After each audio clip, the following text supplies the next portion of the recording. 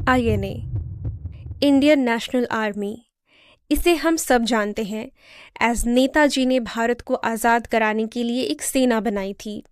पर क्या आप इसके बाद और इसके पहले की कहानियों को जानते हैं? क्या एक आर्मी खड़ी कर देना इतनी छोटी सी बात है कि कोई भी इंसान इसे बना और मिटा सकता है? इसका सीधा जवाब है नहीं।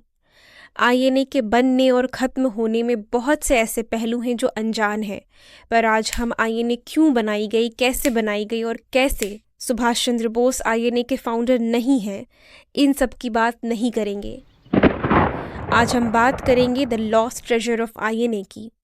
किसी भी सेना को चलायमान रखने के लिए पैसों की ज़रूरत होती है, और हम जिस आर्मी की बात कर रहे हैं उसमें लगभग 60,000 सैनिक थे। जी हाँ, हम एक बड़ी सेना की बात कर रहे हैं जिसकी कमान थी नेताजी सुभाष चंद्र बोस के हाथों में। नेताजी इतनी बड़ी सेना के लिए पैसों का इंतज़ाम कैसे कर पाए? कैसे उनके प्रयासों से जमा किया गया धन, जो भारत की आज़ादी के काम आना था, आज बस इतिहास के पन्नों में मिसिंग आईएनए ट्रेजर्स के नाम से मशहूर है। एलिजिडली पंडित जवाहरलाल नेहरू ने सोने का गबन कर लिया। राम मूर्ति, जो खुद आईएनए के एक बहुत बड़े सिपाही थे, उन्होंने पैसों के साथ घोटाला किया। और यहाँ बहुत से ऐसे सच और झूठ हैं जो यहाँ आज हम जानेंगे। वर्ल्ड वॉर 2 में जब बिना भारतीयों की इजाज़त के भारतीय सैनिकों को युद्ध में झोंक दिया गया, तब नेताजी इसके सख्त खिलाफ थे। उन्होंने इसके खिलाफ आंदोलन किया और अंग्रेज़ों ने उन्हें जेल भेज दिया। जब जेल में उनकी तबीयत खराब हुई तो उन्हें उनके ही घर में हाउस अरेस्ट पर रखवा दिया गया। यहाँ से शुरुआत होती है आज़ादी के लिए नेताजी के एक नए सफ़र की। वो अपने ही घर से भाग गए अंग्रेज़ों की नाक के नीचे से, और अफ़गानिस्तान में एक गूंगे बहरे की भूमिका निभाते हुए रशिया पहुँचे। रशिया से उन्हें उम्मीद थी कि स्टालिन उनकी मदद करेंगे और उनके एम्बिशन एक आर्मी खड़ी करने में उनकी हेल्प करेंगे। पर उन्हें रशिया से नाउम्मीदी के अलावा और कुछ भी नहीं मिला। वहाँ से नेताजी बर्लिन गए और हिटलर के साथ ऐतिहासिक मुलाकात की। मुलाकात तो ऐतिहासिक बन गई, पर नेताजी यहाँ भी अपने सपनों से दूर ही रहे। तो फिर नेताजी निकल पड़ते हैं अपने एक नए सफ़र पर, जहाँ सबमरीन का सहारा लेते हुए वो जापान पहुँचते हैं। शायद उन्हें एहसास भी नहीं था कि वो भारत के पहले ऐसे नागरिक थे जिन्होंने सबमरीन की यात्रा की थी। अब जैसा कि मैंने पहले बताया, नेताजी आईएनए के फाउंडर नहीं थे। एक्चुअली मोहन सिंह और रास बिहारी बोस के प्रयासों से बनी हुई आईएनए को नेताजी रिवाइव करते हैं। आईएनए को एक लीडर की ज़रूरत थी और नेताजी को एक सेना की। यहाँ बात गौर करने वाली ये है कि नेताजी ने न केवल एक आर्मी खड़ी की थी, बल्कि भारत के बाहर भारत के लिए एक प्रोविजनल गवर्नमेंट बनाई थी, जिसकी अपनी करेंसी, मिनिस्ट्री, बैंक और आर्मी थी। इसे 9 देशों ने रिकॉग्नाइज भी किया था: Japan, Germany, Italy, Thailand, Burma, Philippines, Croatia, Manchukuo, the Nanking Chinese government, जो उस समय जापानीज़ कंट्रोल्ड गवर्नमेंट के अंडर आती थी। इन सभी देशों ने नेताजी के प्रोविजनल गवर्नमेंट को अपनी रिकग्निशन दी थी। अब इस provisional Government of Azad Hind को चलाने और हिंदुस्तान को सच में आज़ादी दिलाने के लिए सोना, या यूं कहूँ तो पैसों की ज़रूरत थी। नेताजी ने एक बार एक बात कही थी: for war you need 3 things, money, money and money.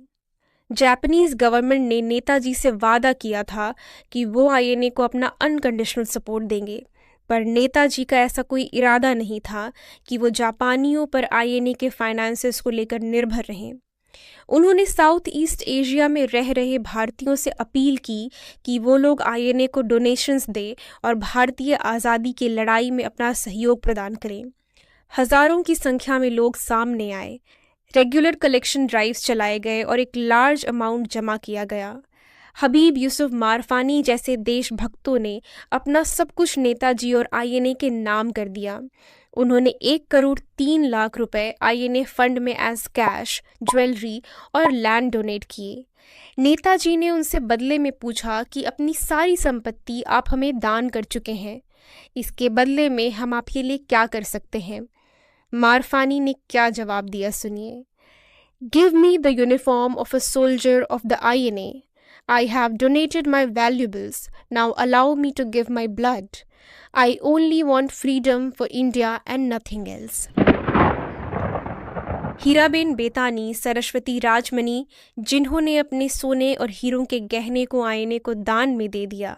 Even Saraswati राजमानी आगे चलकर महज 16 साल की उम्र में भारत की पहली महिला स्पाई बनी। बीके नादर ने 42 करोड़ रुपए और 2800 सोने के सिक्के दान दे दिए। जनवरी 1945 में नेताजी के जन्म उत्सव के लिए एक मुहिम चलाई गई जिसमें 2 करोड़ रुपए और 80 केजी सोना इकट्ठा किया गया। Even farmers, daily wage workers, कूली, इन सभी ने भी एकजुट होकर आईएनए को डोनेशंस दिए। ये सारा फंड नेताजी फंड कमेटी के अंदर आता था और इसे ministry of revenue of provisional Government of Azad Hind handle किया करती थी, जिसके हेड थे लेफ्टिनेंट कर्नल AC चैटर्जी। ये तो बात हुई कि नेताजी ने फंड्स कलेक्ट कैसे किए। अब बात आती है कि नेताजी ने इन फंड्स को स्पेंड कैसे किया। Use of funds to primarily establish and support the Provisional Government of Azad Hind and Indian National Army. Expenditure in INA's military operations, जिसमें purchasing weapons, supplies and transportation शामिल थे। Providing for the welfare of soldiers and their families. A significant portion of the fund was dedicated to the well-being of INA soldiers, including providing for their food, healthcare, and other needs. Establishing institutions like Azad Hind Bank. This bank was established in Rangoon to manage contributions and facilitate financial transactions for the provisional government of India. सब ठीक चल रहा था। नेताजी की army जीत भी रही थी कि तभी जापान वर्ल्ड वॉर 2 हार जाता है और 15 अगस्त 1945 को जापान सरेंडर कर देता है। पर नेताजी ने ये साफ ऐलान कर दिया था कि जापानियों का सरेंडर भारतीयों का सरेंडर, INA का सरेंडर नहीं है। अगले ही दिन 16 अगस्त 1945 की सुबह 8 बजे सुभाष चंद्र बोस, जो उस समय सिंगापुर में रह रहे थे, देवनाथ दास को बैंकॉक एक केबल करते हैं और कहते हैं कि ट्रेजर्स का ध्यान रखना। Devnath Das general secretary of Indian Independence League थे, जो उस समय बैंकॉक में थे। The treasures were mostly jewelries, gold bars and gold trinkets received as donations.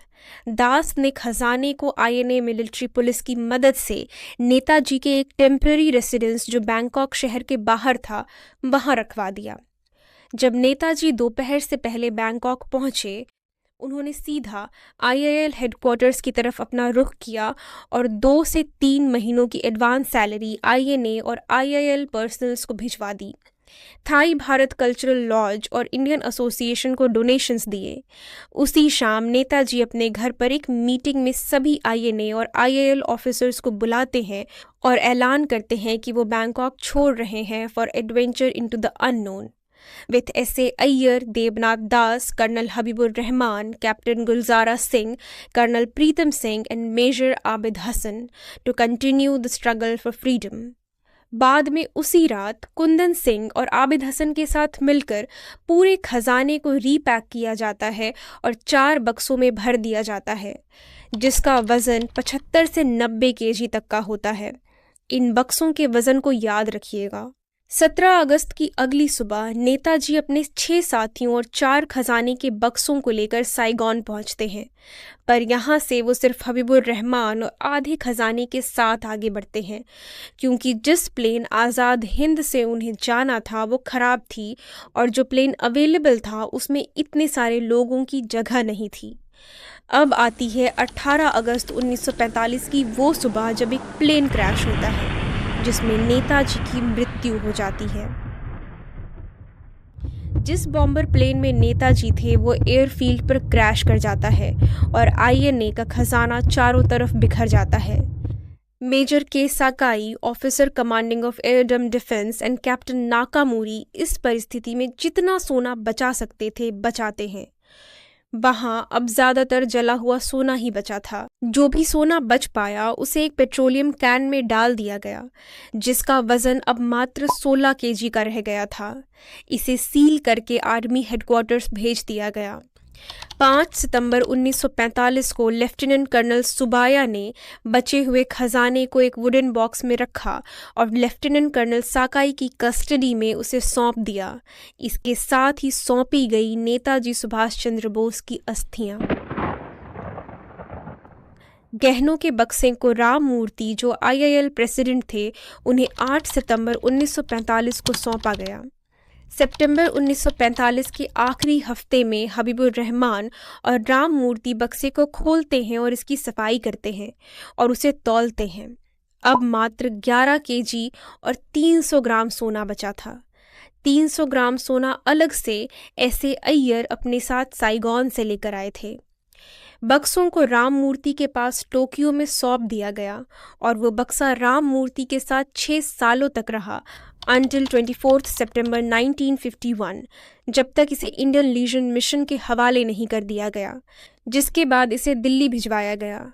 जो भारत वापस आया वो बस 11 kg का जला हुआ सोना और 300 ग्राम के सोने के जेवर थे, जो आज नेशनल म्यूजियम के वॉल्ट में रखे गए हैं। इस वॉल्ट को 2 बार खोला गया। पहली बार 1956 में शहनवाज खान इंक्वायरी कमेटी के अंडर, जब इसे कुंदन सिंह को आइडेंटिफाई करने के लिए दिखाया गया, और दूसरी बार 9 अक्टूबर 1978 को, जब मोरारजी देसाई प्रधानमंत्री थे। खजाने का दोबारा से वजन कराया गया। मोर और लेस ये वही हिसाब था जो हबीबुर रहमान ने रिकॉर्ड किया था सितंबर 1945 के अंत में। कोई भी वेल डॉक्यूमेंटेड रिकॉर्ड नहीं है जिससे ये पता चल सके कि उस दिन बैंकॉक से नेताजी अपने साथ कितना सोना लेकर चले थे और कितने सोने को तथाकथित प्लेन क्रैश से बचाया गया था और कितना सोना राम मूर्ति को दिया गया था। रिकॉर्ड्स को अक्सर जला दिया जाता था ताकि वो दुश्मनों के हाथ न लगे, पर कुछ बातों का आकलन लगाया जा सकता है। कुंदन सिंह ने कहा था कि नेताजी अपने साथ 75 से 90 kg का सोना लेकर बैंकॉक से चले थे। अगर बक्सों के वज़न को घटा दिया जाए तो सोने का वज़न 59 to 74 kg होगा, as each box was of 4 kg in weight. Sources की बात थोड़ी थोड़ी मानी जाए तो कहा जा सकता है कि 70 kg सोना था नेताजी के पास जब उन्होंने उड़ान भरी थी बैंकॉक से। जब साइगॉन में उनसे लगेज कम करने को कहा गया तो उन्होंने 2 बक्से अपने साथ रखे जिनका वजन 20 kg ईच बॉक्स था। ऐसा कहना था नानोगाकी का, जिन्होंने बक्से उठाकर प्लेन में रखे थे। Now minus the weight of 2 boxes, 4 kg each box. The treasures that entered the plane with Netaji weighed 32 kgs. Thus, the remaining 38 kg was left behind at Saigon with Netaji's other companion, जो Saigon में ही रह गए थे plane में जगह न होने की वजह से। पेट्रोलियम कैन का वज़न 16 kg था, 2 kg खुद कैन का वज़न था, तो खजाने का वेट हुआ 14 kg। 3 kg ज़्यादा जो हबीबुर रहमान ने रिकॉर्ड किया और 1952 में भारत वापस आया। ये तो हुई कुछ सीधी सीधी बातें। अब देखते हैं गड़बड़ी कहाँ हुई। साइगॉन में 17 अगस्त 1945 को 38 kg सोना छोड़ा गया था, पर जो अय्यर अपने साथ टोक्यो लेकर वापस आए वो मात्र 300 ग्राम का सोना था। नेताजी के 5 एसोसिएट्स 20 अगस्त तक किसी भी कीमती सामान के होने का मेंशन नहीं करते हैं। 18 अगस्त 1945 को नेताजी के पास 32 kg सोना था, जो बाद में बस 14 kg रह जाता है ड्यू टू प्लेन क्रैश। 8 सितंबर 1945 तक राम मूर्ति के अंडर 3 kg सोना घट कैसे जाता है, क्योंकि हबीबुर रहमान ने जब उसका वज़न किया था तो सोना मात्र 11 kg का होता है। एक लार्ज अमाउंट ऑफ 59 kgs अभी भी गायब था। बहुत से भारतीय और जापानी नागरिकों ने कहा कि नेताजी के कलेक्शन के साथ राम मूर्ति ने छेड़छाड़ की।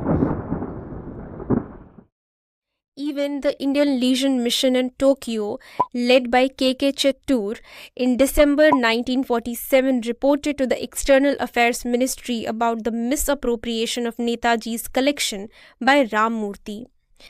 इस पर नेहरू सरकार कहती है, The government of India can hardly claim the assets of the IIL as its own, and this is, therefore, a matter in which we cannot proceed officially.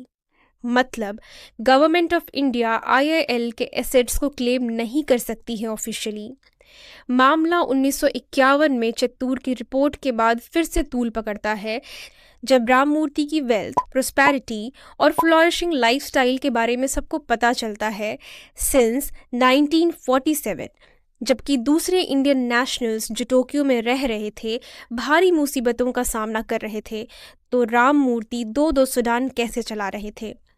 Chittoor ये भी मेंशन करते हैं कि अय्यर साइगोन से भारत आए थे 2 बड़े सूटकेसेस के साथ, जिसमें नेताजी के पर्सनल बिलोंगिंग्स के सामान थे, और अय्यर बस 300 ग्राम सोना खजाने में जमा कराते हैं। स्थानीय जापानीज लोगों का कहना था कि ऐसे अय्यर और राममूर्ति का खजाने के गायब होने से पूरा लेना देना है। राममूर्ति को शक के दायरे में एक और बात लाती है। एक ब्रिटिश ऑफिसर कर्नल फिगेस, जो INA का कट्टर विरोधी था, मूर्ति को UK में सेटल करने का प्रस्ताव दे रहा था। What happened to the 59 kgs of INA treasures remains unknown. इस पूरे पब्लिक फोरम में अवेलेबल इंफॉर्मेशन में मुझे सबसे बड़ी खामी ये लगी कि जो सोना, जो खजाना नेताजी साइगोन में अपने ऑफिसर्स के साथ पीछे छोड़कर आए थे, उनका क्या हुआ। उन ऑफिसर्स ने, उन कंपेनियंस ऑफ नेताजी ने क्यों उन सोने और उस ट्रेजर्स की बात नहीं की। क्यों ऐसे अय्यर मात्र 300 ग्राम सोना जमा कराते हैं। वो क्या जवाब देते हैं इस चीज़ का कि 38 kg सोने से वो बस 300 ग्राम के जेवर लेकर आए। ये बात ऐसे अय्यर जैसे ऑफिसर्स को आज भी शक के दायरे में खड़ी करती है। वेस्ट बंगाल गवर्नमेंट ने 1953 में एक रेजोल्यूशन पास किया और यूनियन गवर्नमेंट से इन्वेस्टिगेट करने को कहा कि आखिर खजाने का क्या हुआ, हमें बताया जाए। इसके जवाब में जवाहरलाल नेहरू एक डिटेल्ड रिपोर्ट भेजते हैं then CM BC Roy of West Bengal on 18 October 1953, जिसमें ये मेंशन किया गया कि INA का जो भी पैसा उन्हें रिसीव हुआ, उन पैसों को IRC इंडियन रिलीफ कमेटी में जमा करा दिया गया और इन पैसों को इंडियन ओरिजिन स्टूडेंट्स के स्कॉलरशिप्स के लिए दे दिया गया। $1,47,163 की राशि अलाइड पावर्स के द्वारा सीज कर ली गई as enemy property in Singapore. Pakistan INA की पूरी प्रॉपर्टी का 1/3 पोर्शन क्लेम करता है, as it was agreed that the sum will be divided at a ratio of 2:1।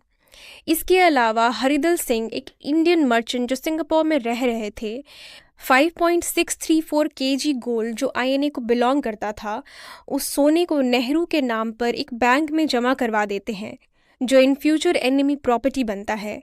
बाद में इसे भारत को लौटा दिया जाता है। खोसला कमीशन, जो 1971 में INA के ट्रेजर की इंक्वायरी के लिए बनाई गई थी, ने माना कि खजाने में गबन किया गया है, लेकिन सबूत ना मिलने की वजह से मामला अधूरा ही रहा। सुब्रमण्यम स्वामी of then Janata Dal press से कहते हैं कि जब INA का खजाना वापस आया इन 1952, प्राइम मिनिस्टर जवाहरलाल नेहरू इलाहाबाद में उन्हें गला देते हैं और अपने पर्सनल अकाउंट में जमा करवा देते हैं, which is quite difficult to believe, but this is what Subramaniam Swamy said.